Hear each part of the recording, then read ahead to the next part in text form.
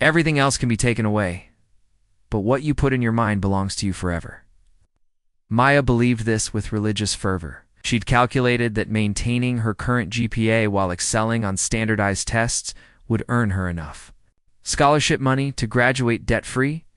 She'd researched every grant, every academic competition, every opportunity that might bridge the gap between her current reality and her engineering dreams. Her closest relationship was with Mr. Peterson, her AP chemistry teacher, who had recognized her potential early in the semester. He'd begun staying after school twice a week to help her prepare for the academic decathlon, the state competition that could significantly boost her scholarship applications. These sessions were the highlight of Maya's week, the only time she felt truly seen for her intelligence rather than judged for her second-hand clothes and quiet demeanor. Maya's home life was complicated by her mother's illness. Janet Chen had been diagnosed with early-onset arthritis, a condition that made her cleaning job increasingly difficult. Maya had learned to prepare her mother's pain medication, help her stretch stiff joints, and manage the household budget that grew tighter each month. She'd become expert at stretching rice and beans into filling meals, repairing clothes instead of replacing them, and making $5 feel like 50. The responsibility aged her beyond her 17 years, while her classmates worried about prom dates and social media drama. Maya calculated grocery costs and researched community college programs her mother might qualify for. She'd learned to forge her mother's signature on school forms when arthritis made writing too painful, to handle parent-teacher conferences via translated phone calls when her mother's English failed her. Her relationship with her Uncle David in Portland was maintained through weekly video calls that served as both family connection and strategic planning sessions. David had overcome his own struggles with addiction and disability, building a successful IT consulting business from his apartment. He understood the Chen family's particular brand of quiet determination, the way they absorbed pain without complaint and transformed hardship into fuel for advancement. Intelligence without strategy is just potential, David would remind her during their conversations. You need to think 3 moves ahead, Maya. The world doesn't reward smart girls who play by other people's rules. Maya had dismissed this advice as unnecessarily cynical. She believed in meritocracy, in the idea that hard work and talent would eventually triumph over social advantages and inherited wealth. She'd convinced herself that staying invisible, avoiding conflict, and focusing solely on academics would carry her safely through high school and into the future she'd so carefully planned. Her naivety extended to her understanding of the social ecosystem at Millbrook High. She'd observed the rigid hierarchies, the unspoken rules about who belonged where, but she'd assumed that academic success would serve as armor against the petty cruelties of teenage social dynamics. She'd watched other students navigate the complexities of popularity and exclusion, but she'd never imagined herself as anything other than a peripheral observer. Maya's wardrobe consisted of carefully maintained thrift store finds, clothes she'd learned to alter and repair to achieve a semblance of respectability. She'd developed an eye for quality pieces that could be purchased for dollars and transformed into something approaching fashionable. Her backpack was a hand-me-down from a cousin, reinforced with duct tape and decorated with academic achievement pins that she'd earned through years of competition. Her social interactions were limited to polite exchanges with teachers and brief conversations with the international students who shared her outsider status. She'd learned enough Spanish to help translate for the newest immigrants, enough Mandarin to assist elderly customers at the restaurant, enough silence to avoid drawing attention from the students who seemed to thrive on conflict and drama. Warning signs had been subtle at first. Conversations that stopped when she approached, laughter that seemed directed at rather than around her. She'd attributed these moments to paranoia, to the hypervigilance that came from growing up in a household where every dollar mattered and every mistake carried consequences. Maya's biggest indulgence was her collection of engineering textbooks, purchased used from college students and studied during her free periods. She'd taught herself calculus, physics, and computer programming through a combination of library resources and online tutorials. Her bedroom desk was covered with complex equations and circuit diagrams that she'd drawn by hand, preparing for the advanced coursework that would dominate her senior year. Her relationship with technology was complicated by poverty. Phone was a basic model, years old and frequently malfunctioning. She'd learned to use the school's computer lab for research and the library's internet for college applications. She'd become skilled at maximizing her limited screen time, gathering information efficiently, and making the most of every opportunity to connect with the digital world that would define her future career. Maya's understanding of social media was purely observational. She'd watched her classmates document their lives through carefully curated posts, their popularity measured in likes and shares. She'd seen how quickly online harassment could escalate, how screenshots could be weaponized, how digital footprints could follow students long after high school ended. Her absence from these platforms felt like protection rather than isolation. Her relationship with her extended family was maintained through the restaurant, where cousins and family friends gathered for birthday celebrations and holiday meals. Maya served as translator, mediator, and unofficial family historian, documenting achievements and maintaining connections across generations. She'd learned to navigate the complex expectations of first-generation immigrant families, the pressure to succeed balanced against the responsibility to remain connected to cultural roots. The first Tuesday of October had started like any other. Maya arrived at school early, claimed her usual seat in AP Chemistry, and prepared for another day of careful invisibility. She'd completed her homework assignments with her characteristic thoroughness, prepared for the pop quiz that Mr. Peterson had hinted at during their after-school session, and mentally rehearsed her presentation on molecular bonding that was scheduled for the following week. She'd noticed Derek Vance and his crew occupying their usual table in the cafeteria, but she'd never imagined that their attention would shift to her. They existed in completely different worlds, their lives intersecting only in the shared space of mandatory education. Eric was everything Maya wasn't: wealthy, popular, athletically gifted, and completely confident in his place within the school's social hierarchy. Maya had observed Derek from a distance, noting his easy charisma and the way other students seemed to orbit around his presence. Everything else can be taken away, but what you put in your mind belongs to you forever. Maya believed this with religious fervor. She'd calculated that maintaining her current GPA while excelling on standardized tests would earn her enough scholarship money to graduate debt-free. She'd researched every grant, every academic competition, every opportunity that might bridge the gap between her current reality and her engineering dreams. Her closest relationship was with Mr. Peterson, her AP chemistry teacher, who had recognized her potential early in the semester. He'd begun staying after school twice a week to help her prepare for the academic decathlon, the state competition that could significantly boost her scholarship applications. These sessions were the highlight of Maya's week, the only time she felt truly seen for her intelligence rather than judged for her secondhand clothes and quiet demeanor. Maya's home life was complicated by her mother's illness. Janet Chen had been diagnosed with early-onset arthritis, a condition that made her cleaning job increasingly difficult. Maya had learned to prepare her mother's pain medication, help her stretch stiff joints, and manage the household budget that grew tighter each month. She'd become expert at stretching rice and beans into filling meals, repairing clothes instead of replacing them, and making $5 feel like 50. The responsibility aged her beyond her 17 years, while her classmates worried about prom dates and social media drama. Maya calculated grocery costs and researched community college programs her mother might qualify for. She'd learned to forge her mother's signature on school forms when arthritis made writing too painful, to handle parent-teacher conferences via translated phone calls when her mother's English failed her.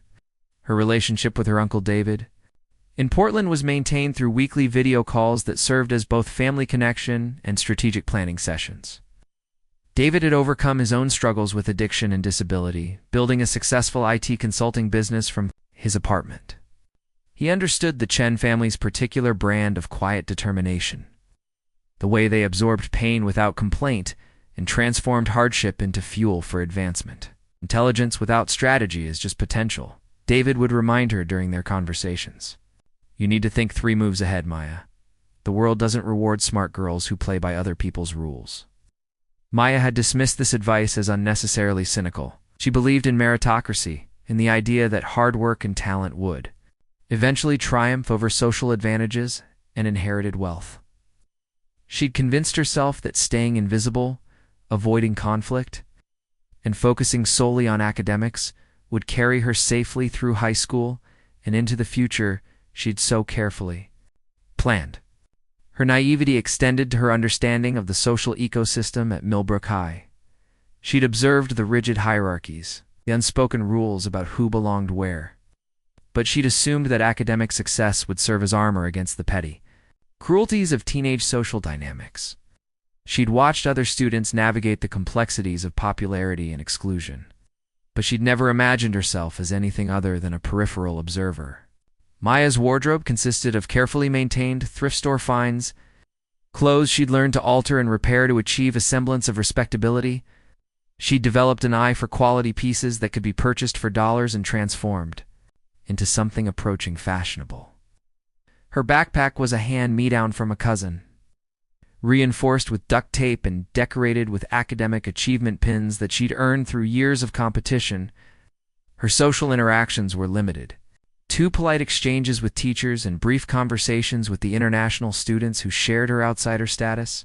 She'd learned enough Spanish to help translate for the newest immigrants, enough Mandarin to assist elderly customers at the restaurant, enough silence to avoid drawing attention from the students who seemed to thrive on conflict and drama. Warning signs had been subtle at first.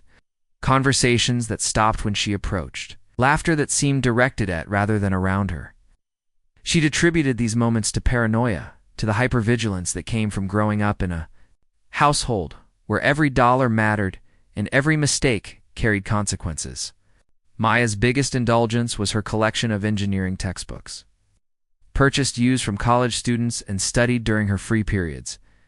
She'd taught herself calculus, physics, and computer programming through a combination of library resources and online tutorials. Her bedroom desk was covered with complex equations and circuit diagrams that she'd drawn by hand, preparing for the advanced coursework that would dominate her senior year. Her relationship with technology was complicated by poverty. Phone was a basic model, years old and frequently malfunctioning. She'd learned to use the school's computer lab for research and the library's internet for college applications. She'd become skilled at maximizing her limited screen time, at gathering information efficiently and making the most of every opportunity to connect with the digital world that would define her future career. Maya's understanding of social media was purely observational. She'd watched her classmates document their lives through carefully curated posts, their popularity measured in likes and shares.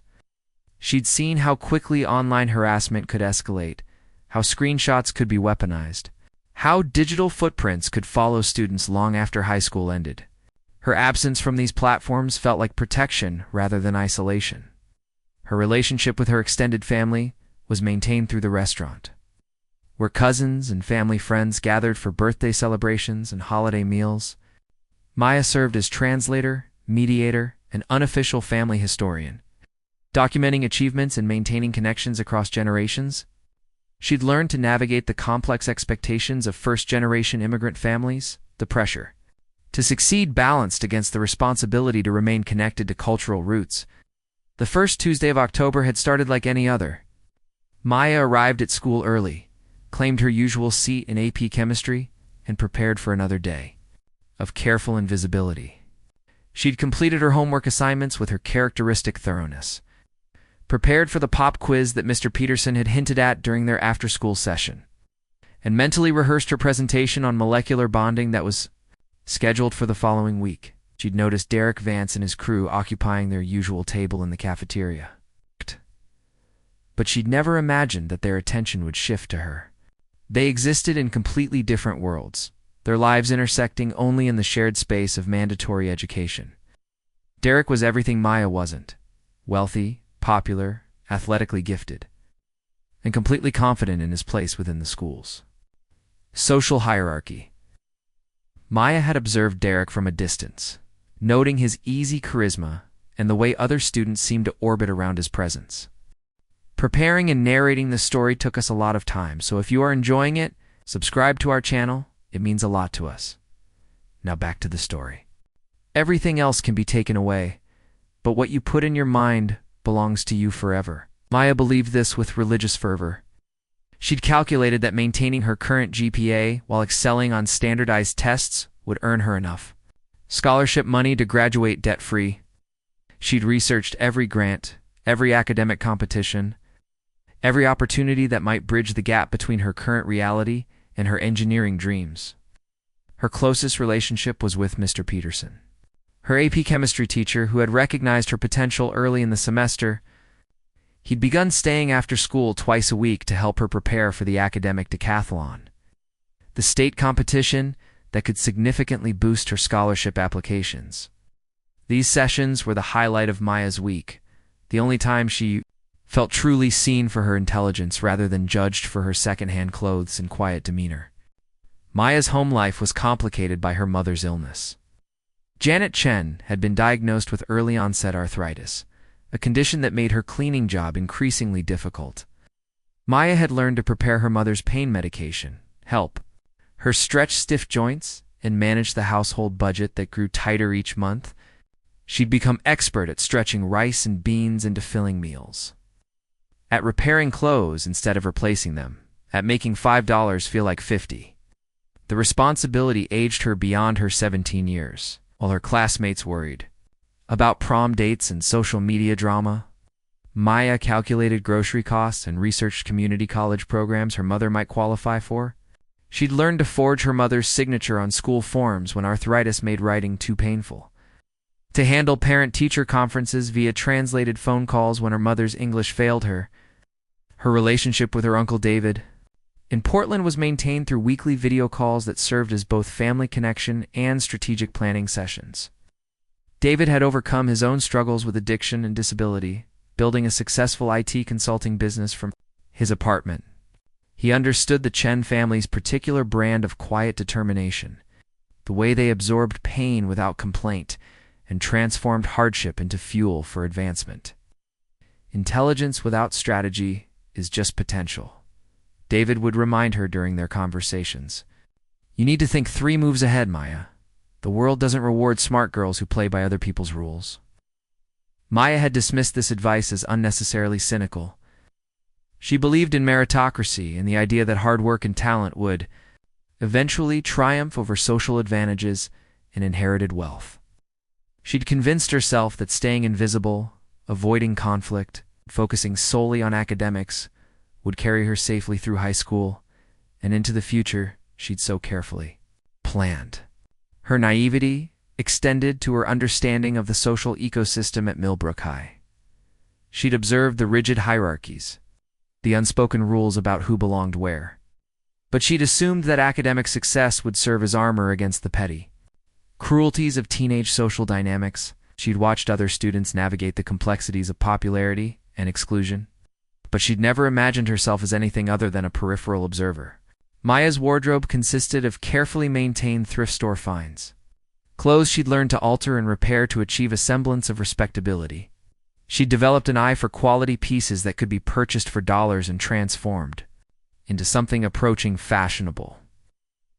Her backpack was a hand-me-down from a cousin, reinforced with duct tape and decorated with academic achievement pins that she'd earned through years of competition. Her social interactions were limited. 2 polite exchanges with teachers and brief conversations with the international students who shared her outsider status. She'd learned enough Spanish to help translate for the newest immigrants, enough Mandarin to assist elderly customers at the restaurant, enough silence to avoid drawing attention from the students who seemed to thrive on conflict and drama. The warning signs had been subtle at first, conversations that stopped when she approached, laughter that seemed directed at rather than around her. She'd attributed these moments to paranoia, to the hypervigilance that came from growing up in a household where every dollar mattered and every mistake carried consequences. Maya's biggest indulgence was her collection of engineering textbooks, purchased used from college students and studied during her free periods. She'd taught herself calculus, physics, and computer programming through a combination of library resources and online tutorials. Her bedroom desk was covered with complex equations and circuit diagrams that she'd drawn by hand, preparing for the advanced coursework that would dominate her senior year. Her relationship with technology was complicated by poverty. Maya's phone was a basic model, years old and frequently malfunctioning. She'd learned to use the school's computer lab for research and the library's internet for college applications. She'd become skilled at maximizing her limited screen time, at gathering information efficiently and making the most of every opportunity to connect with the digital world that would define her future career. Maya's understanding of social media was purely observational. She'd watched her classmates document their lives through carefully curated posts, their popularity measured in likes and shares. She'd seen how quickly online harassment could escalate, how screenshots could be weaponized, how digital footprints could follow students long after high school ended.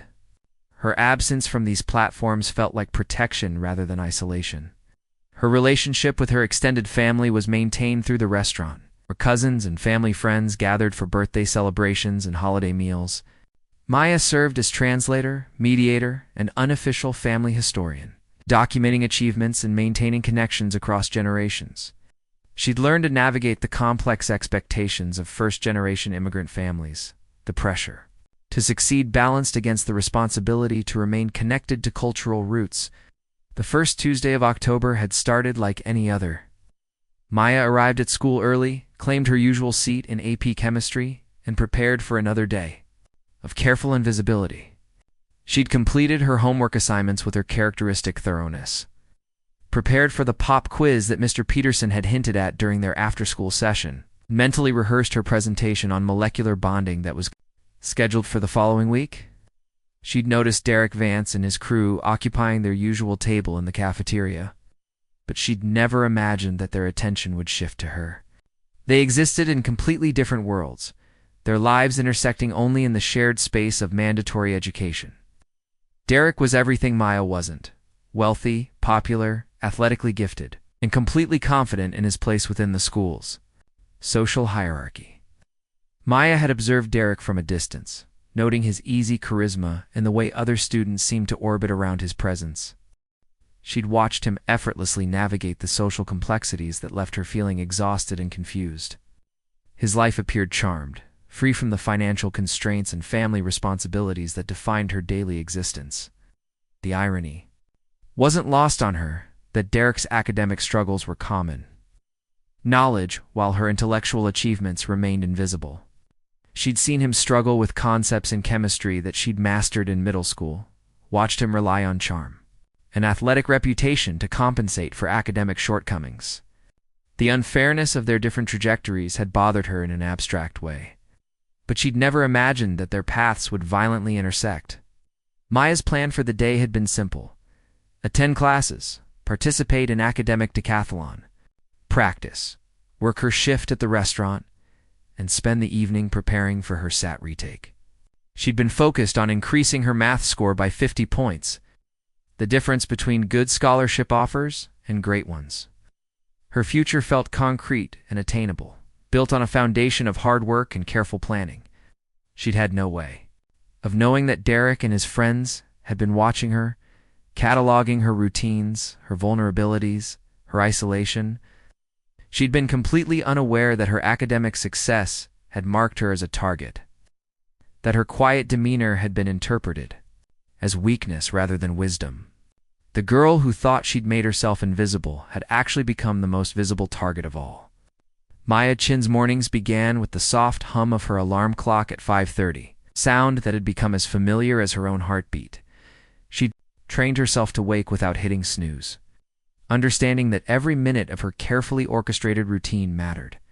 The tiny apartment she shared with her mother required strategic navigation in the early hours, each footstep calculated to avoid the creaky floorboard outside her mother's bedroom door. Her morning ritual was a meditation of sorts, a series of precise movements that centered her for the day ahead. She'd slip into the narrow kitchen, where she'd prepare her mother's breakfast and leave it covered on the counter with a note about medication schedules and doctor appointments. The coffee maker would gurgle to life, filling the small space with the rich aroma that would greet her mother when she woke from her night shift exhaustion. Maya's own breakfast was simpler: oatmeal with whatever fruit was on sale that week, orange juice watered down to make it last longer, and vitamins. purchased in bulk from the discount pharmacy. She'd learned to find satisfaction in simplicity, to appreciate the luxury of a quiet moment before the chaos of school began. Her school clothes hung pressed and ready in her closet, each outfit planned a week in advance to ensure she never repeated combinations too frequently. Maya had developed an almost scientific approach to her wardrobe. Understanding that appearing put together required more effort when working with limited resources, she'd learned to mix and match pieces, to accessorize with scarves and jewelry found at garage sales, to create the impression of variety from a collection of carefully maintained basics. The walk to Millbrook High took exactly 18 minutes. A journey Maya had timed and optimized through months of experimentation. She'd discovered which route offered the most interesting architecture, which streets had the best sunrise views, which path allowed her to arrive at school feeling energized rather than rushed. Her earbuds played a carefully curated playlist of instrumental music that helped her review mental notes and prepare for the day's challenges. Maya's favorite part of the morning was the 10 minutes she spent in the courtyard before the first bell. Watching her classmates stream through the gates while she sat cross-legged on a bench with her chemistry textbook, she'd learned to read. The social dynamics of the school through these observations, noting which students traveled in packs, which ones seemed as solitary as herself, which friendships appeared genuine versus those that seemed based on convenience or social climbing. Her first period AP literature class was taught by Mrs. Rodriguez, a woman in her 50s who had somehow maintained her enthusiasm for teenage minds after decades of teaching. Maya had claimed a seat in the third row, close enough to demonstrate engagement but far enough back to avoid unwanted attention. She'd learned that teachers appreciated students who asked thoughtful questions but didn't dominate discussions, who contributed meaningfully without showing off their knowledge. Literature discussions were Maya's secret pleasure, the one place where her analytical mind could fully engage without apology. She'd developed a reputation for insights that connected classical themes to contemporary issues, for essays that explored nuanced interpretations of complex texts. Mrs. Rodriguez had encouraged her to enter a statewide writing competition, praising her ability to find fresh perspectives on familiar stories. Her second period advanced placement history class required a different kind of performance. Mr. Thompson was notorious for his rapid-fire lectures and his expectation that students could synthesize vast amounts of information quickly. Maya had learned to take notes in her own shorthand system, a combination of symbols and abbreviations that allowed her to capture key concepts while still following the flow of discussion. The social dynamics of each classroom fascinated Maya in their complexity. She'd observed how certain students seemed to effortlessly command attention, how others struggled to find their voices, how the invisible hierarchies of high school played out in seating arrangements and participation patterns. She'd positioned herself as a reliable but unremarkable presence, someone teachers could count on for correct answers without fearing she'd overshadow more popular students. Maya's relationship with her guidance counselor, Ms. Patterson, had evolved into something approaching mentorship. Their monthly meetings focused on college applications, scholarship opportunities, and the strategic planning required to bridge the gap between Maya's current circumstances and her academic goals. Ms. Patterson had helped her understand the Byzantine world of financial aid, the importance of standardized test scores, and the subtle art of writing personal statements that stood out without sounding desperate. Her third period AP chemistry class was where Maya felt most at home. The laboratory work reminded her of cooking at the restaurant, the careful measurement of ingredients, the precise timing, the way following instructions could produce predictable results. She'd partnered with Jennifer Walsh, a quiet girl from the suburb who shared Maya's methodical approach to experiments. Their collaboration was efficient rather than social, based on mutual respect for accuracy and shared frustration with classmates who treated lab work as an opportunity for socializing. The cafeteria remained Maya's least favorite part of the school day, a social minefield where the various cliques and hierarchies were most visible. She'd learned to navigate the lunch line efficiently, to find seating that offered both privacy and quick escape routes, to eat quickly enough to have time for library study sessions. Her packed lunch was a point of pride. carefully balanced nutrition assembled from ingredients that maximized both health and budget. Maya's afternoon classes required different strategies. AP Calculus was taught by Mr. Chen, no relation despite the shared surname, who had emigrated from China and understood the particular pressures faced by first-generation college students. His teaching style was demanding but supportive, emphasizing the importance of mathematical precision while encouraging creative problem-solving approaches. Her physics class was perhaps her greatest academic challenge, not because of the material, but because of the social dynamics. The class was dominated by students who had access to expensive calculators, private tutors, and parents who could explain complex concepts over dinner. Maya had learned to ask questions strategically, to seek help in ways that didn't highlight her lack of resources, to find alternative explanations for concepts that eluded her understanding. The academic decathlon team had become Maya's primary source of school-based social interaction. The group of 12 students met twice a week after school, preparing for regional competitions that could significantly impact college applications. Maya had found her niche in the science and mathematics categories, areas where her self-directed learning could compete with expensive private preparation. Her teammates were an eclectic mix of academic achievers who shared her competitive drive, if not her circumstances. Sarah Kim was bound for Harvard, her college admission assured by a combination of perfect scores and family connections. Marcus Washington was the son of two professors, his intellectual curiosity nurtured by dinner-table discussions about philosophy and literature. Emma Thompson was a second-generation immigrant whose parents had sacrificed everything to ensure her educational opportunities. Maya's role on the team had evolved from nervous newcomer to reliable contributor. She'd learned to trust her knowledge, to speak up during practice sessions, to contribute insights that strengthened their collective performance. The team's success at regional competitions had boosted her confidence, proving that her self-directed education could compete with more privileged backgrounds. Her after-school job at Golden Dragon provided both income and a sense of belonging that school couldn't offer. The restaurant was a gathering place for the local Asian community, a space where Maya could speak Mandarin with elderly customers, help translate for newer immigrants, and feel connected to cultural traditions that seemed irrelevant in her academic environment. Aunt Linda had become Maya's primary confidant, the person who understood both her ambitions and her constraints. Their evening conversations while cleaning tables and counting receipts covered everything from college applications to family gossip to the complex navigation of American society as a young Asian woman. Linda's own struggles with discrimination and financial hardship had prepared her to guide Maya through similar challenges, and Maya's relationship with her mother remained complicated by illness and exhaustion. Janet Chen worked nights cleaning office buildings, returning home as Maya was leaving for school. Their communication often consisted of notes left on the kitchen counter, brief morning exchanges about schedules and responsibilities, and weekend conversations that tried to bridge the gap between their different daily realities.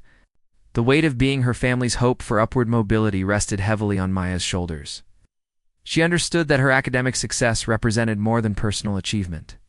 It was the fulfillment of dreams deferred by previous generations, the justification for sacrifices made by parents and grandparents, who had emigrated with nothing but determination and faith in education's transformative power. Her bedroom walls were covered with college brochures, scholarship applications, and a detailed timeline that mapped her junior and senior year requirements.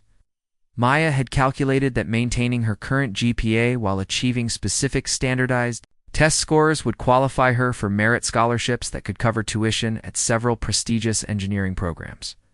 Her future felt both tantalizingly close and impossibly distant, dependent on variables she couldn't fully control. Maya's understanding of her place in the school's social ecosystem was based on careful observation and strategic positioning.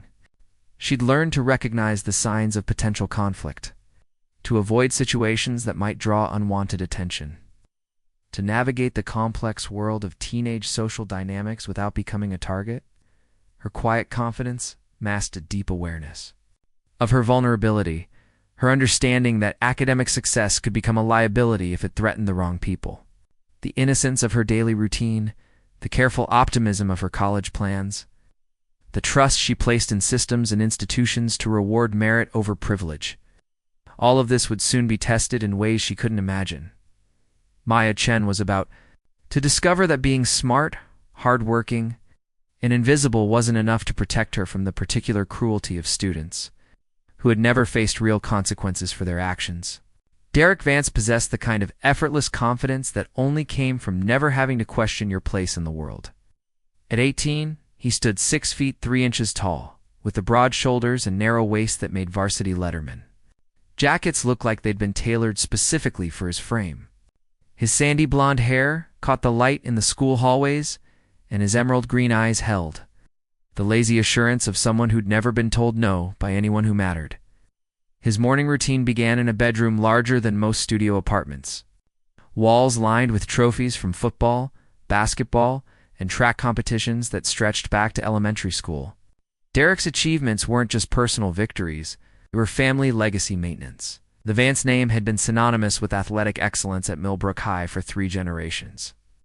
And Derek carried that tradition with the casual arrogance of inherited nobility.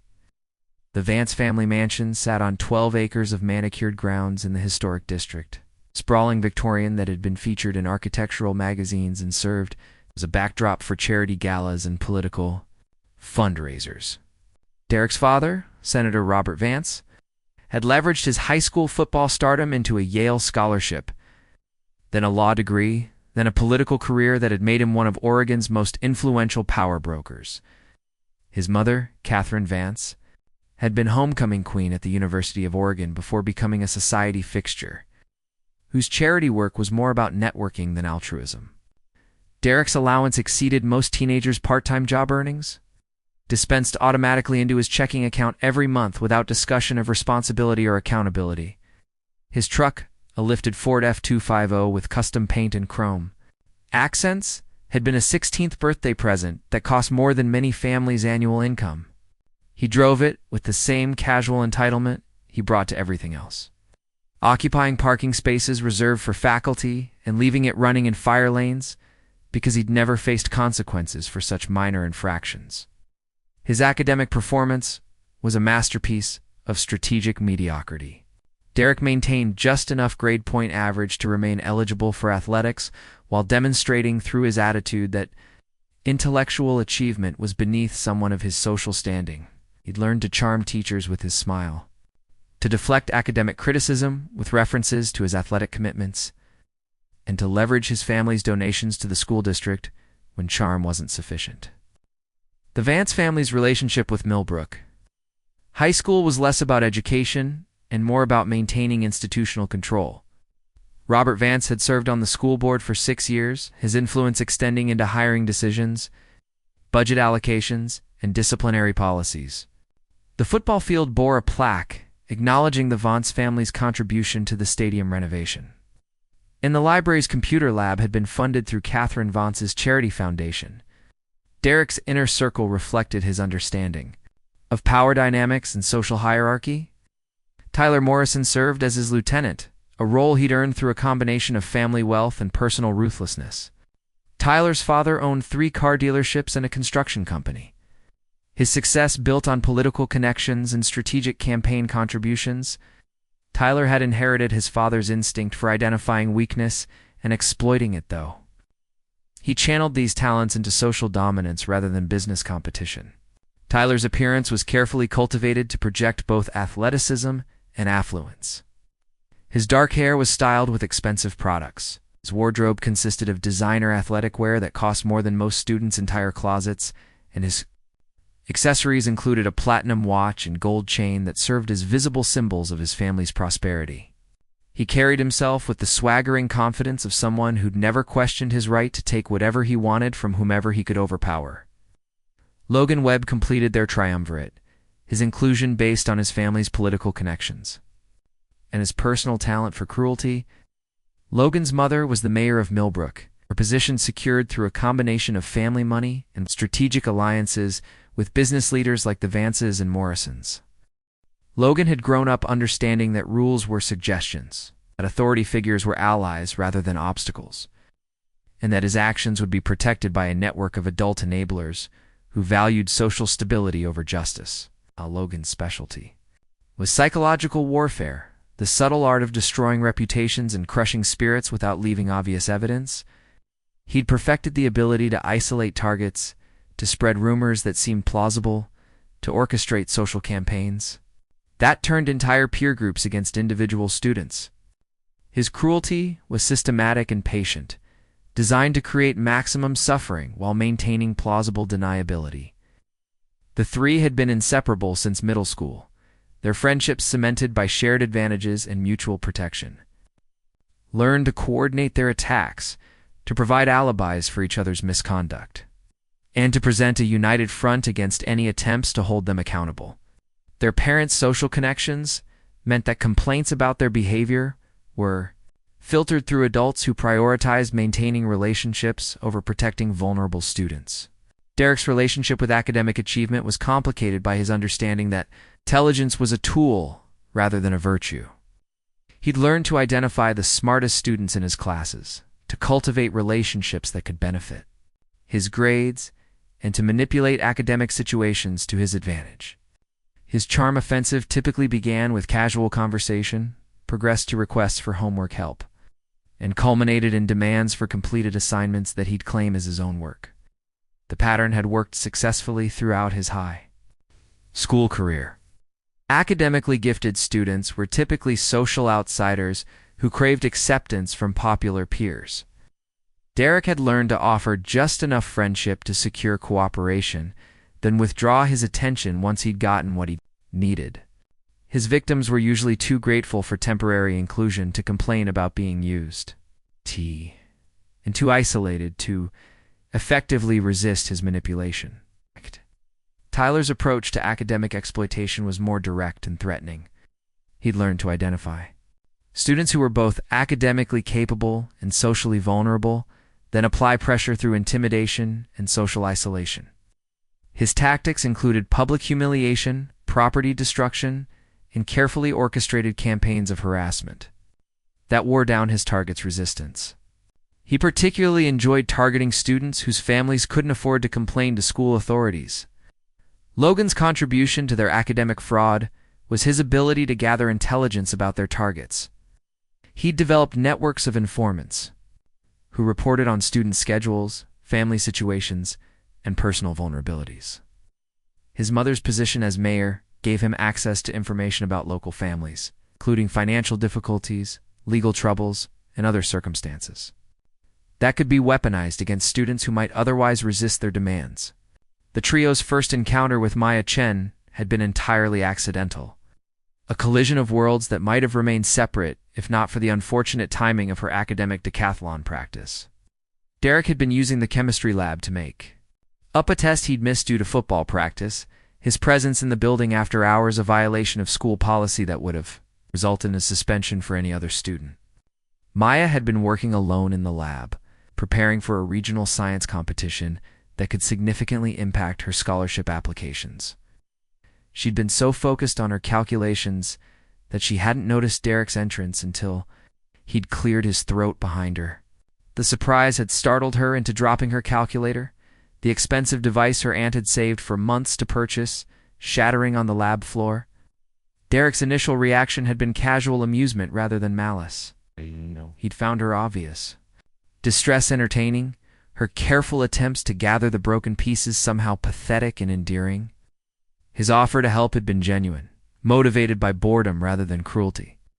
But Maya's polite refusal had triggered something darker in his personality. Rejection had been foreign to Derek's experience. Students didn't decline his assistance, didn't treat his presence as an unwelcome intrusion, didn't prioritize their academic work over social interaction with him. Maya's focus on her broken calculator rather than his generous offer of attention had been both insulting and intriguing. His questions about her project had been met with reluctant but thorough explanations that revealed the depth of her knowledge and the sophistication of her preparation. Maya's expertise in chemistry exceeded his own understanding despite her lack of expensive equipment and private tutoring. The contrast between her academic achievement and his inherited advantages had sparked a resentment that would evolve into something much more dangerous. Derek's initial interest in Maya had been purely predatory, the instinctive response of someone accustomed to taking whatever captured his attention. Her obvious intelligence, her careful appearance despite limited resources, her dedication to achievements that he'd never had to work for, all of these qualities had marked her as a target worthy of his attention. Tyler and Logan's involvement had been inevitable once Derek had identified Maya as a potential source of entertainment. The three had developed a system for vetting new targets, evaluating their vulnerability, their isolation, their family circumstances, and their potential for providing either academic assistance or cruel amusement. Maya's profile had checked every box on their list of desirable victim characteristics. Her academic excellence made her useful for homework completion and test preparation. Her social isolation meant she lacked allies who might intervene on her behalf. Her family's financial circumstances made her unlikely to complain to authorities who might investigate their backgrounds. Her obvious pride in her achievements made her destruction potentially entertaining for students who'd never had to earn their accomplishments. The trio's research into Maya's background had been thorough and systematic. Logan had used his mother's connections to access information about the Chen family's financial situation, their immigration status, and their lack of political influence. Tyler had gathered intelligence about Maya's daily routines, her after-school job, her family responsibilities, and her social connections. Derek had focused on her academic schedule, her classroom behavior, and her interactions with teachers and administrators. Their collective assessment had been unanimous. Maya Chen was the perfect target, smart enough to be useful, isolated enough to be vulnerable, and proud enough to be broken in ways that would provide maximum entertainment value. Her obvious investment in her academic future made her susceptible to threats that might compromise her college applications, while her family's circumstances made her unlikely to seek help from adults who might investigate their actions. Plan for Maya had been elegant in its simplicity. He would approach her as a potential study partner, someone who could benefit from her academic expertise while offering her the social inclusion she presumably craved. Once he'd established access to her work and her vulnerabilities, he would gradually increase his demands while reducing any reciprocal benefits. The process would culminate in her complete academic and social submission, turning her into a resource he could exploit without consequence. The beauty of the plan was its apparent legitimacy. Teachers and administrators would see their interaction as positive peer cooperation, the kind of academic collaboration that schools officially encouraged. Maya's initial cooperation would be interpreted as willing participation rather than coercion, making any subsequent complaints seem like jealousy or attention-seeking rather than genuine distress. Tyler's role in the plan was to provide enforcement capabilities for Derek's more subtle manipulations. His reputation for violence was well established among the student body. His ability to inflict physical pain balanced by his family's protection from serious consequences. Students who might otherwise resist Derek's academic demands would be more cooperative when Tyler's potential for violence was implied rather than explicitly threatened. Logan's contribution would be the systematic destruction of Maya's reputation and social connections. His talent for spreading rumors, manipulating social dynamics, and isolating targets would ensure that Maya had no allies when Derek's demands became unreasonable. The combination of academic coercion, implied violence, and social isolation would create a perfect storm of vulnerability that would make her resistance impossible. The trio's confidence in their plan was based on years of successful execution against similar targets. They'd refined their techniques through trial and error, learning to recognize the warning signs of potential resistance and the methods most effective for breaking down academic achievers who threaten their sense of entitlement. Their previous victims had followed predictable patterns of submission and eventual destruction. Initial resistance would give way to reluctant cooperation, which would escalate to complete dependency on their approval. Students who'd once been confident in their academic abilities would become anxious and uncertain, their self-worth tied to the trio's shifting demands and arbitrary judgments. The psychological manipulation was perhaps more devastating than any physical violence. Derek, Tyler, and Logan had learned to identify their target's deepest insecurities and most cherished dreams. then systematically attacked both until nothing remained but desperate compliance. Their victims' academic achievements would be reframed as social failures, their intelligence portrayed as arrogance. Their dedication to education characterized as obsession with meaningless distinctions. Maya Chen represented the ultimate challenge for their established system.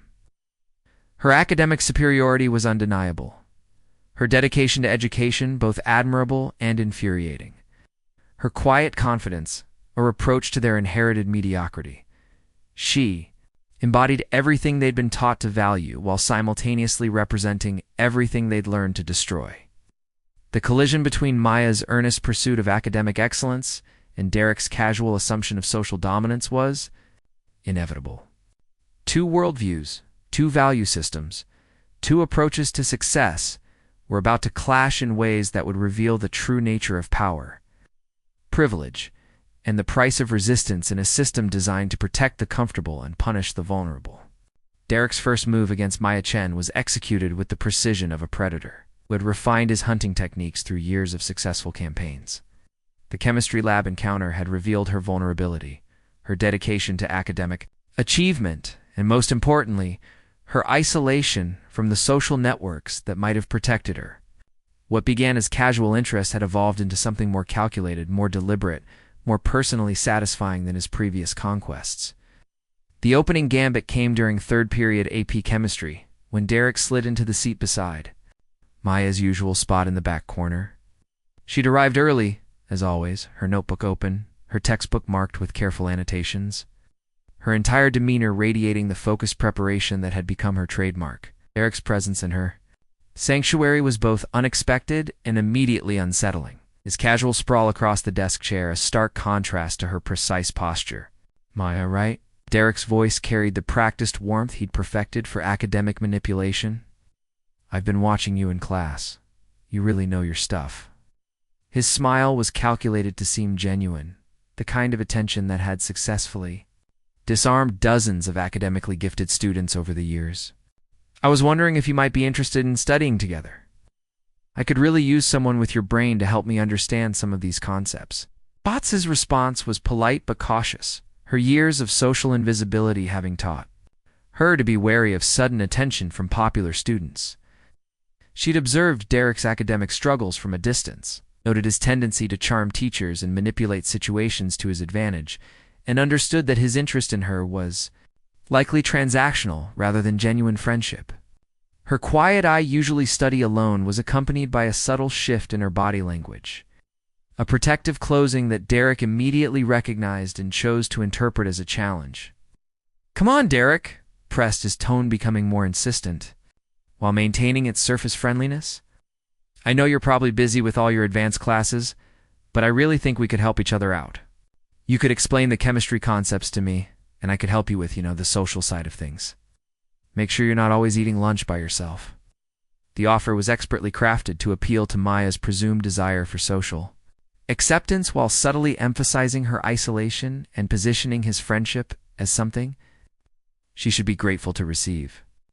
Derek had learned that academic achievers often craved the validation of popular peers, their intellectual confidence masking deep insecurities about their social standing. His proposal was designed to make her feel both needed and slightly pathetic, a combination that typically produced compliance. Maya's refusal was gentle but firm, her focus returning to her textbook as she explained that she preferred to maintain her current study schedule.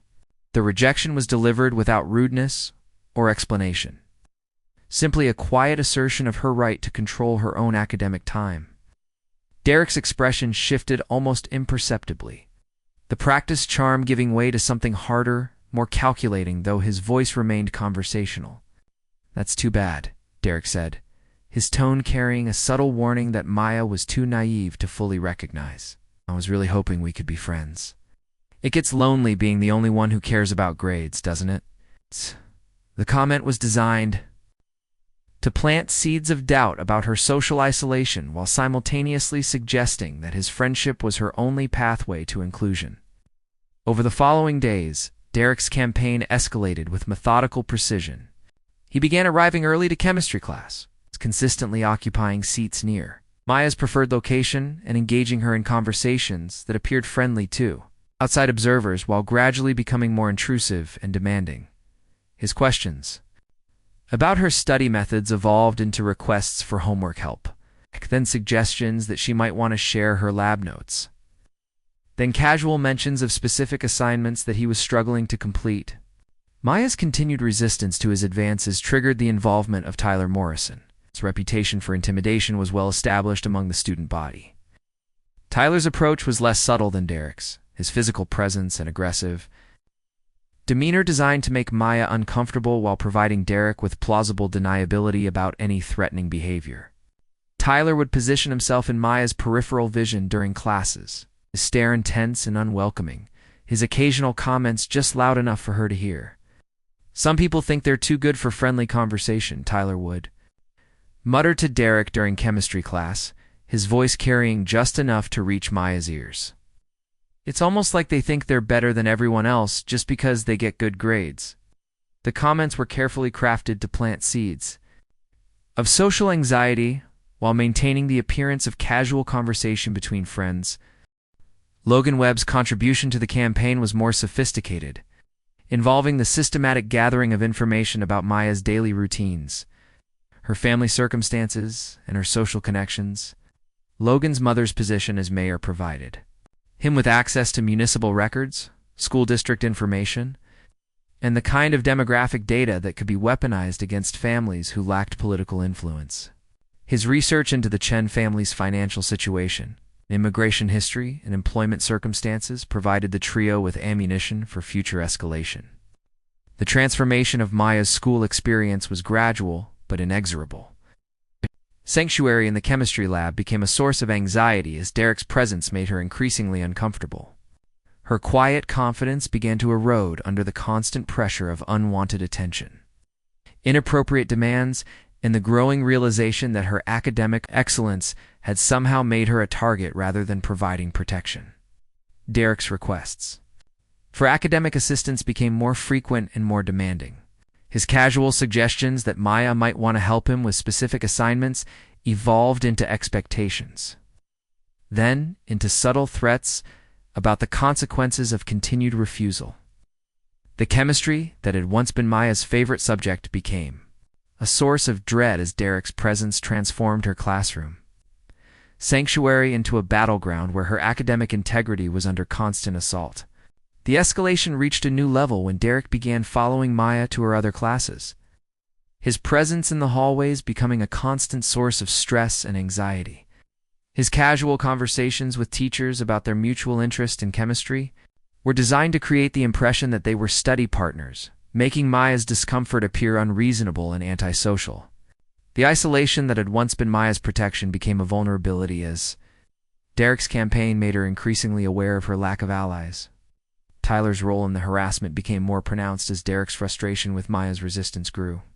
Tyler would appear in Maya's peripheral vision during lunch periods, his presence a silent reminder of potential consequences for continued defiance. His reputation for violence was well established among the student body, his ability to inflict physical harm balanced by his family's protection from serious consequences. Students who might otherwise support Maya were deterred by Tyler's implied threats and the understanding that crossing the trio could result in becoming targets themselves. Logan's intelligence gathering had revealed Maya's after-school job at Golden Dragon, her family's financial struggles, and her mother's health issues. This information was strategically leaked to Derek and Tyler, providing them with additional leverage for their campaign.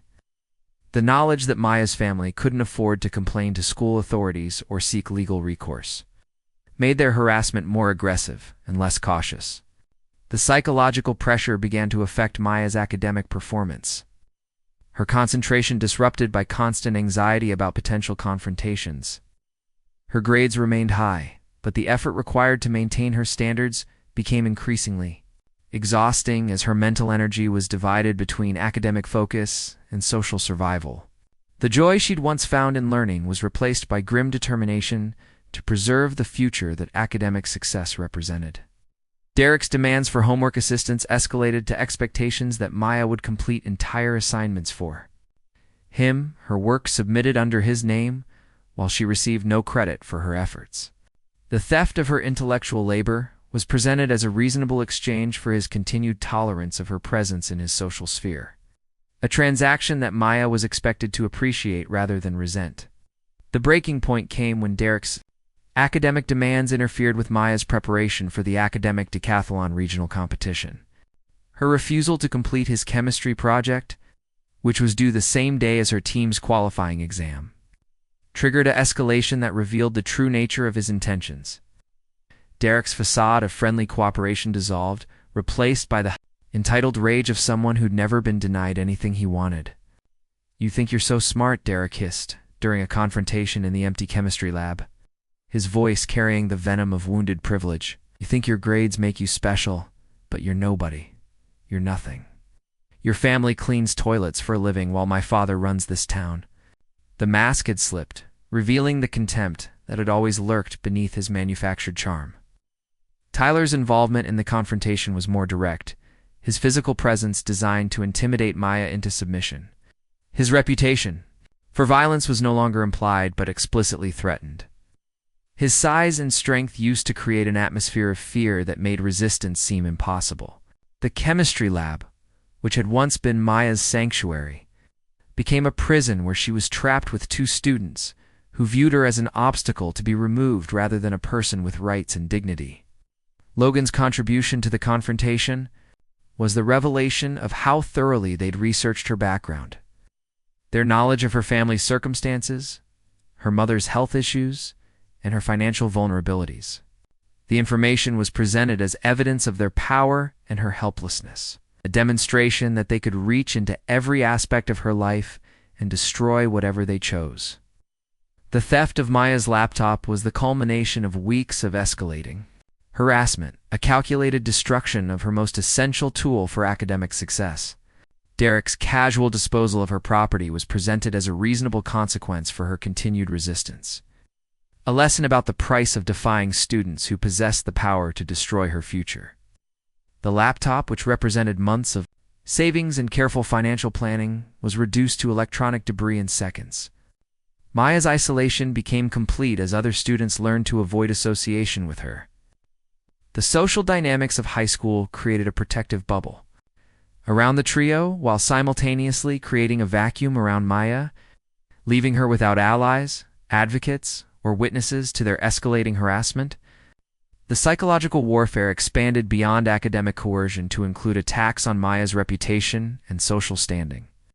Logan's talent for spreading rumors transformed Maya's academic dedication into antisocial obsession, her quiet demeanor into arrogant superiority, her financial circumstances into evidence of unworthiness. The narrative that emerged portrayed Maya as a student who'd brought her troubles upon herself through her refusal to cooperate with peers who were only trying to help her.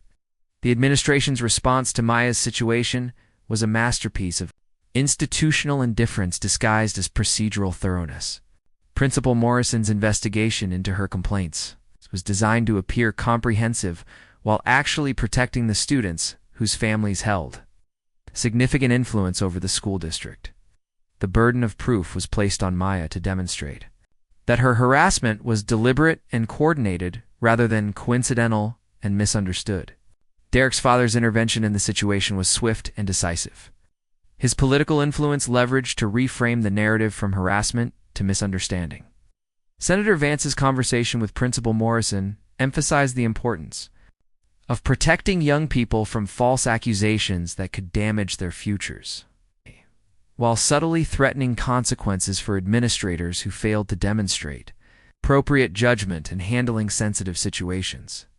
The cement incident emerged from the trio's frustration with Maya's continued resistance to their campaign of harassment and intimidation. Derek's initial plan for academic exploitation had evolved into something more personal and vindictive, his wounded pride demanding a demonstration of power that would definitively establish his dominance over someone who dared to refuse his demands. The abandoned construction site at Riverside Industrial Park was chosen for its isolation and symbolic significance, a location where Maya's academic achievements would be irrelevant and her physical vulnerability would be absolute. The concrete mixer was Tyler's contribution to the plan. his construction industry connections, providing access to equipment and materials that would transform a prank into something far more dangerous. Logan's role in the planning was to ensure that their actions would be recorded and distributed, creating a permanent record of Maya's humiliation that would serve as both entertainment and warning to other students who might consider resisting their authority. The video was intended to go viral, establishing the trio's reputation for creative cruelty while destroying Maya's social standing permanently.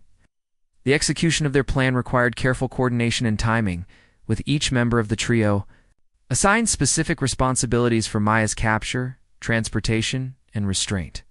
Derek's charm was used to lure Maya to the construction site under false pretenses, his invitation to a study session providing plausible cover for her presence in an isolated location.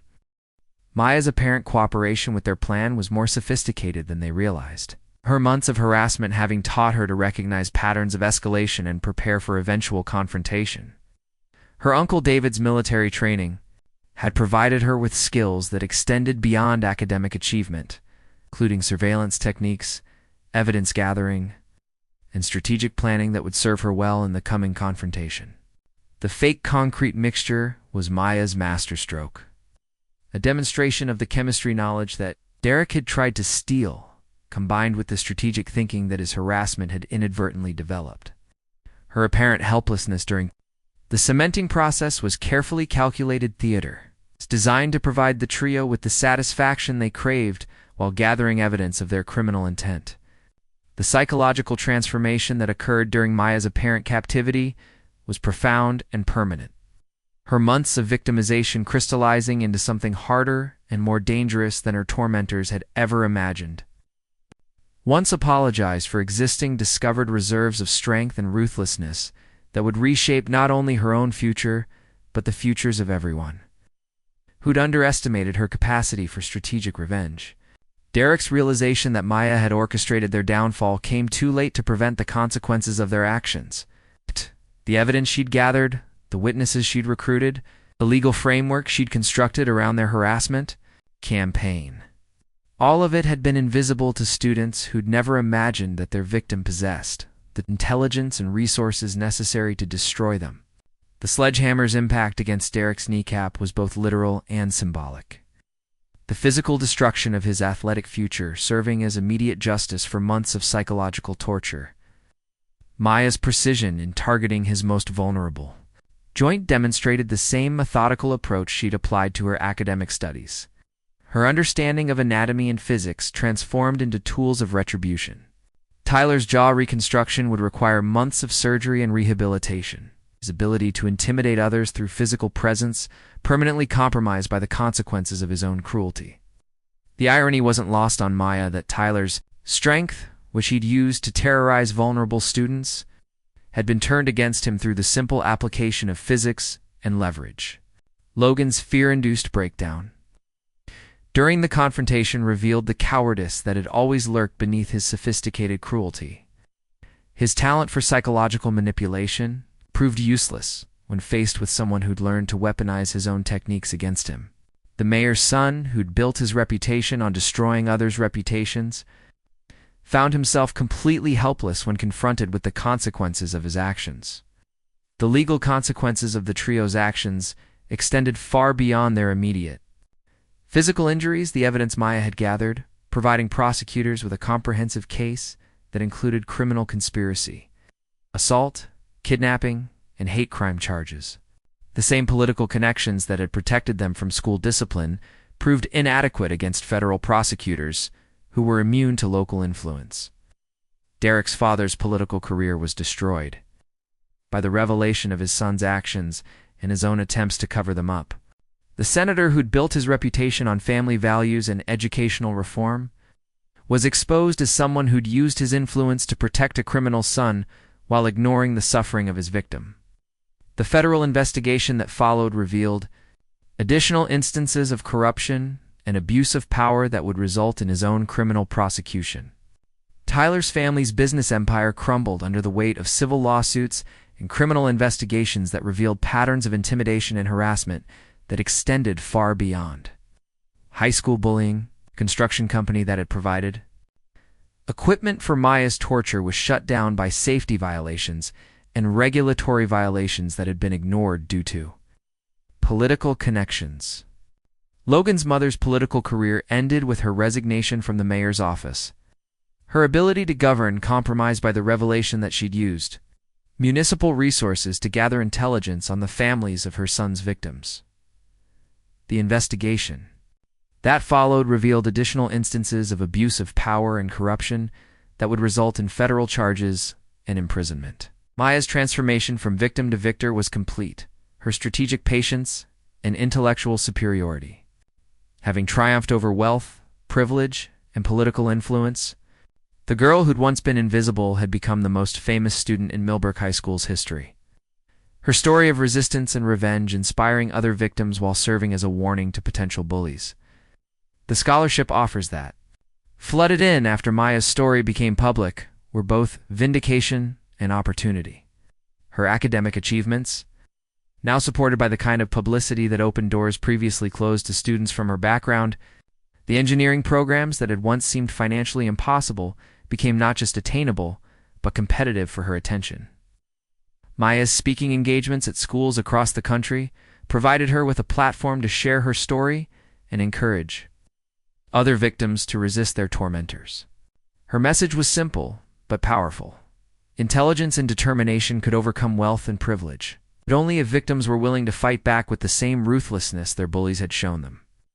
The nonprofit organization Maya established used her story as a foundation for providing legal, emotional, and strategic support to students facing harassment and intimidation. The Chen Foundation's resources included legal representation, counseling services, and training programs that taught victims how to document abuse, gather evidence, and build cases against their tormentors. Maya's college years were marked by academic excellence and continued activism. Her engineering studies complemented by advocacy work that made her a nationally recognized voice for student rights. Her testimony before congressional committees helped pass federal legislation that strengthened protections for harassment victims and imposed consequences on institutions that failed to address abuse. The construction site where Maya had turned the tables on her tormentors was eventually developed into a community center bearing her name. The location of her greatest trauma transformed into a symbol of resilience and triumph. The Maya Chen Community Center provided educational resources, legal services, and counseling support to families facing circumstances similar to those that had once made her vulnerable. Derek's life after high school was marked by the permanent consequences of his actions. His athletic career ended by his injuries, his college prospects destroyed by his criminal record, and his social standing permanently compromised by his reputation as a convicted felon. The privilege that had once protected him became a liability as his story spread through social media and news coverage. Tyler's reconstruction was only partially successful, his facial injuries serving as permanent reminders of the price of cruelty. His family's financial resources were exhausted by legal costs and civil settlements, their social standing destroyed by the revelation of their son's actions. The intimidation that had once been his specialty became impossible as his own vulnerability was exposed. Logan's psychological breakdown during the confrontation had lasting effects.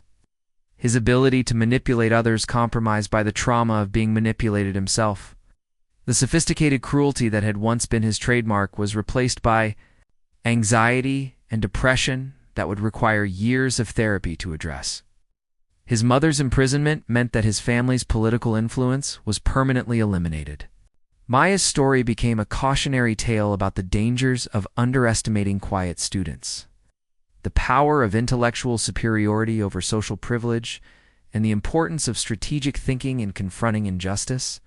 Her transformation from victim to victor inspired countless other students to resist their tormentors while serving as a warning to potential bullies about the consequences of their actions. The abandoned construction site had become the stage for Maya's greatest triumph, the location where she'd finally demonstrated that intelligence, preparation, and strategic thinking could overcome wealth, privilege, and physical intimidation. The concrete that was supposed to imprison her had instead become the foundation for her victory, the symbol of her transformation from victim to victor.